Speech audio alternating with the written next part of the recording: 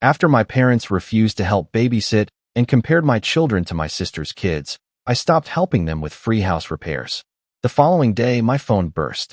Thanksgiving was intended to be a time for family, excellent food, and a reprieve from reality, but it turned out to be a disaster. We were all gathered at my parents' new property, which I had spent the previous 2 months renovating for them. They had asked me to do it, so I accepted. New floors, plumbing repairs, repainting, and electrical work. I spent every free hour there, covered in dust and sweat, ensuring that everything was flawless. Meanwhile, they sat peacefully in their flat waiting for the house to be completed. I did not complain. They were my parents, and helping them was the right thing to do.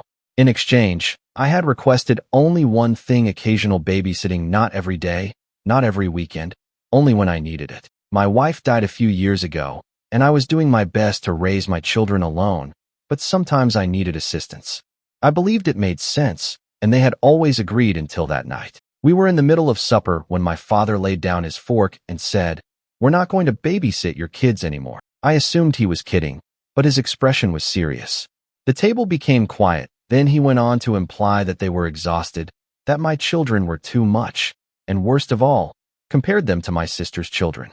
He mentioned how well-behaved, quiet, and easy they were, unlike mine. I looked over to my sister. She didn't say anything, just sat there smiling. Something inside of me twisted. I'd spent 2 months fixing up their house for free. They had never had to lift a finger, and now they were telling me that my children, were a burden to them, that they weren't as good as my sisters.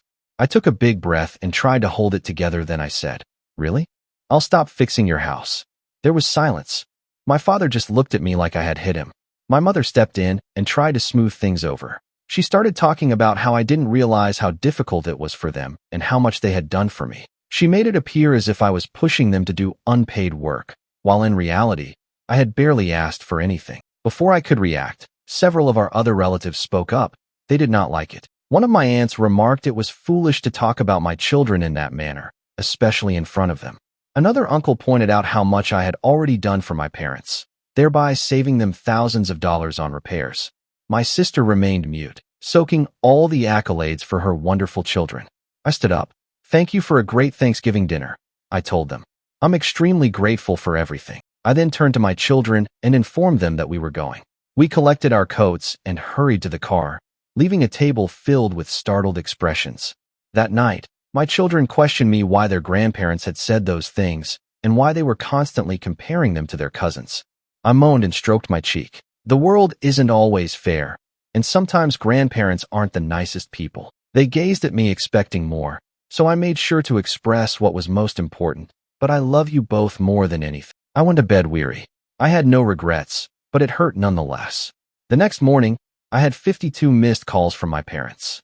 When I saw 52 missed calls, I assumed something horrible had happened. My stomach dropped. I instantly called my mother back, half expecting to hear about an emergency. Instead, as soon as she answered the phone, she began ranting as if I had personally set fire to her home. "Aaron, you need to come over right now," she urged. I frowned. "Why? What happened?" She skirted the question and insisted that I come over. My father also got on the phone, his tone tense but controlled. "Just come, Aaron, we need to talk." I was not foolish. I knew exactly what this was about, but I knew I had to leave nonetheless. My children still had some belongings in their house, and I did not want to leave them behind, so I informed them that I'd be there in an hour. When I got inside their flat, I knew things hadn't calmed down overnight. My mother was pacing, my father was standing in the kitchen with his arms crossed, and my sister, who had seemingly decided to become even more involved, was seated on the couch as if she were moderating a presidential discussion. It began immediately as I closed the door behind me. My mother leaped in first. "Aaron, don't you think you overreacted?" I stared at her. "Overreacted?" My father jumped in. "We're sorry if we hurt your feelings, but you can't just refuse to finish the house because of this." I nearly laughed. There it was, that was what this was all about. Not the family or the children, but the house. I shook my head. "So let me get this straight. You call my kids a burden, say they're too much for you, compare them to my sister's kids in front of everyone. And now when I say I won't do the work you asked me to do for free, I'm the problem." My mother placed her palm on her chest as if I had just badly offended her. "That's not fair. Aaron, we have done a lot for you. We took care of your kids for years." My sister has finally spoken up. "Mom, Dad, You really shouldn't compare the kids like that. For the first time, my parents seemed astonished. My mother blinked at her. You don't think we were right? My sister shrugged. It's not about being right, you just shouldn't have said it in front of the kids, it's not okay. I must admit, I didn't expect her to say that. She wasn't exactly defending me, but she wasn't supporting them either. Instead of backing down, my father turned back to me. Aaron, we just want this to be over. You're not going to cut us off over something so small. I looked him dead in the eyes. Watch me. My mother gasped as if I had threatened to place her in a nursing home. My father began to say something else, but I was done. I went to the closet, got my children's clothes, and proceeded out the door, and that was when my mother said it. Aaron, you're being selfish. I paused. Selfish? After 2 months of free labor, after bending over backwards to help them, after never complaining about all the times they needed something from me, I turned around. Selfish? You want me to work on your house, but you won't even look after your own grandchildren. You want my time, my effort, my energy, but the second I need something, it's suddenly too much for you. My mother opened her mouth to respond, but I was finished. You don't have to babysit anymore, but I don't have to fix your house either. Then I walked out. That was only the beginning. Things worsened during the next few weeks. First, they attempted to force me to return, then they attempted to guilt me, then they begged because they had a serious situation. Hiring professionals would cost a fortune, and the longer I ignored them, the more desperate they became. But just when I thought they couldn't get any more manipulative, something happened that changed everything. For the first few days following the incident, I ignored their calls. I ignored their text messages as well, then began the guilt trip. First, my mother gave the typical, "We're getting old. Aaron, we won't be around forever" spiel. Then, my father wrote me a long note about family loyalty and how I was being unreasonable over a minor misunderstanding. Meanwhile, my sister remained relatively silent. I assumed she was trying to stay out of it, but at least she spoke up briefly during the debate. Then about a week after Thanksgiving, I received a message from my father that made me laugh. Aaron, we forgive you. Can you come finish the house this weekend? Forgive me? I did not even respond. That's when they changed their strategy. At first, they tried to bribe me. My mother called to say they'd start babysitting again if I finished the house. I told her no. My father then texted me that they'd be willing to help with the kids if I came over to talk things out. I told him no. Then they sent my sister to try. She called one night and began with light conversation inquiring about my children. Then she spoke casually. You know, maybe you should just finish the house. They're being stubborn, but it's probably easier if you just get it done. I laughed. So I do free labor, and in return they insult my kids, and you think I'm the one who should back down? She paused. I mean, it's their house. Aaron, they're just stuck in their ways, you know how they are. I do, that's why I'm not doing it. She exhaled. Look, I get it, okay, but they're never going to admit they were wrong. They're parents. That struck me. She knew they were mistaken. She wasn't even attempting to dispute it, but she knew they'd never say it aloud. I told her I had to leave and hung up. That night, I considered everything about how for years I had done things for them without expecting anything in return, about how they had never showed me genuine appreciation. They acted as if it was my responsibility to help them, but an inconvenience to help me, and I determined I was finished completely. That was the night I blocked their numbers. 2 days later, my sister arrived at my place unexpectedly.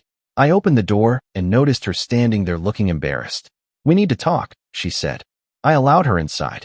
She sat down at my kitchen table and stared at me for a moment. Then she sighed. They called the contractor, she explained. It astonished me. Good, so they finally got someone to do it. She grimaced. Yeah, but there's a problem. I waited. They got scammed. I blinked. She nodded. Dad hired some guy off Facebook because he was cheaper than a real company paid him up front, and now he's gone, took the money, and disappeared. I couldn't help it, I laughed. My sister shot me a glance. Aaron, they lost $10,000. I stopped laughing. 10 grand, wait, where did they even get that much money? They borrowed some of it, she told me, from family. That part took me off guard. Who? I asked. She hesitated before saying, Uncle Louis, Aunt Jenny, even Grandma. I sat back. They borrowed from other individuals to avoid acknowledging they needed me, and now they were $10,000 in debt with a half-finished house. I shook my head. That's not my problem. My sister nodded slowly. I know, and I told them that. That made me pause. You what? She exhaled. I told them they should have just apologized to you, that they did this to themselves. For the first time in this disaster, I felt a shift. My sister, their favorite and golden kid, had actually spoken up for me. She leaned forwards. Aaron, They're desperate, they want you to come back, they're still being stubborn, but they know they messed up. I crossed my arms. She shrugged. And I think you should make them beg. Hearing my sister say that threw me off. She had always been their favorite, the one they admired and supported, and now she told me to make them beg. I raised an eyebrow. You really think they'll do that? She flashed me a half smile. They don't have a choice. For the first time in my life, I felt control. I slumped back in my chair. So what exactly do they want from me? She exhaled. They want you to come over and talk. I laughed. Yeah, I've heard that before. She nodded. I know, but this time they're not in control, you are. And she was correct. I did not go that day. I did not go the following day either. I let them sit in their messes, allow them to sweat. A few days later, my mother broke. She wrote a rambling text that was part apology and part excuse. She admitted that they may have been unjust and should not have said what they did, but what is the funniest part? We should have handled things differently, but you also overreacted. I genuinely laughed when reading it. Even when they were desperate, they had to assign some blame. I ignored the message, then my father tried. His response was simpler. Aaron, we need you come back and finish the house, we'll figure everything else out later. No apologies, just, hey, we need you. I also overlooked that. The next night my sister called. Okay, she said. I think they're actually breaking this time. What happened? They told me to tell you they're sorry. I blinked. Wait, they actually said that? She paused. Well, they told me to tell you, not in those exact words. But I exhaled. Close enough. She then said something that astonished me. They asked if I thought you'd ever speak to them again. That made me pause. For the first time, I realized they were truly terrified. They were concerned not only about the house, but also that they had pushed me too far. Honestly, they had. I agreed to meet with them not because I wanted to, but because I wanted to hear from them. I told my sister I'd come over on my own terms. When I walked into their apartment, they seemed less confident and more apprehensive. My mother had been crying, my father looked fatigued. I sat crossed my arms and waited. Finally, my father sighed. We messed up, Aaron. That was as close to an apology as I was going to receive. He went on to say how they didn't plan to hurt me, but were frustrated, exhausted, and stressed, that the home had gotten overbearing, and that they had spoken inappropriately. Then my mother finally spoke. Her voice was quiet. We love you and the kids. And for the first time, I believed her. I waited for them to be silent for a bit before saying, I'm not finishing your house. My mother gasped as if I'd slapped her. My father tensed. Aaron, he answered. I cut him off. You had 2 months of free labor from me. You had help whenever you needed it. And the one thing I asked for in return was too much for you. Now I'm done. I'm not angry anymore. But I'm not fixing your house. Silence. My mother seemed to want to quarrel, but she didn't. My father stared at the table. My sister was just watching. Then I stood up. But I'm willing to move forward if you stop treating me like I owe you something. If you stop treating my kids like they're less than my sisters. And if you understand that from now on, if I help you, it's because I want to, not because you expect it. They nodded because they had no other option. I left that day feeling I'd won. And for the first time in a long while, I felt liberated. Things did not suddenly improve following the meeting. My parents were not suddenly better people, and I wasn't foolish enough to believe they wouldn't try to push the boundaries again. But something had changed. They realized I wasn't going to be their handyman backup plan or safety net. They were afraid because they knew I was about to walk away. For a few weeks, there were no needless phone calls or guilt trips, only silence. It was nearly calm. Then one afternoon, I received a text from my mother. Can we take the kids this weekend? We miss them. I stared at the text for a moment. This was the same woman who had referred to them as a burden and had made comparisons to my sister's children in their presence. Had she suddenly missed them? I tried to dismiss it, but I remembered my children, so I asked her, do you want to go? They paused. My youngest, Brad, appeared hesitant. My oldest, Emma, crossed her arms. Are they going to be weird again? I was honest. Maybe. They thought about it, then Emma shrugged. I guess we can go. So I quickly said, sure, I'll drop them off at 5. My parents were not the same that weekend. When I dropped them off, my mother seemed extremely kind, as if she was trying too hard to show she wasn't the bad guy. My father was silent. I stayed for a few minutes, just enough to ensure my children's comfort. Then before I left, my father pulled me aside. We really love them, Aaron, he remarked. We just messed up. It wasn't a full apology, but for my father, it was as close as I could get. I just nodded. Good, then don't mess up again. Later that night, I received a call from my sister. I have to tell you something, she said. Her voice conveyed seriousness. What is it? She exhaled. Mom told me something the other day about why she stopped babysitting. I sat upright. Because they were tired, right? She paused. No, that wasn't it, at least not the whole reason. I frowned. What was it? She took a deep breath. They were jealous, Aaron. I blinked. Jealous of what? She paused. Of you, of how much the family stood by you at Thanksgiving, of how close you are with your children, about how you became the center of attention when they're used to it being me. That really threw me. That doesn't even make sense. It does to them, she explained. You felt like you lost control, like people were looking at you as the good son, the responsible one, and that pissed them off. I sat there trying to digest everything. My parents were more than just tired of babysitting, they were bitter. I'm bitter because I was a nice father. It was wild, it was sad, and that just reinforced one thing for me: they would never really change. I did not inform my parents what my sister said. It wouldn't have altered anything, but I did modify how I handled them. From that point forward, everything was on my terms. When they wanted to see the children, only if my kids wanted to. If they needed my assistance with something, they had to ask, not assume. If they ever disrespected my children again, that was it, no more chances, and the best part, they knew. For the first time in my life, I was not simply their son, I was someone they needed to respect, and that was worth everything. For a while, everything remained polite. My folks were on their best behavior, they didn't push guilt me or ask me for help around the house anymore. It was almost as if they had finally understood until they hadn't. My aunt contacted me one Sunday afternoon and asked, "Aaron, did you see what your mom posted on Facebook?" It was never a pleasant sentence to hear. When I opened the app, there was a lengthy, dramatic post from my mother about how family members should always help one another and how some people forget where they came from. After everything we've done, it's heartbreaking to see our own son turn his back on us. She did not mention my name, but everyone understood who she was talking about, and the best part, she concluded, "At least we still have our amazing daughter who never left us." That was it, I was done. I didn't text or phone her. I wrote a simple response to the post. "You're right.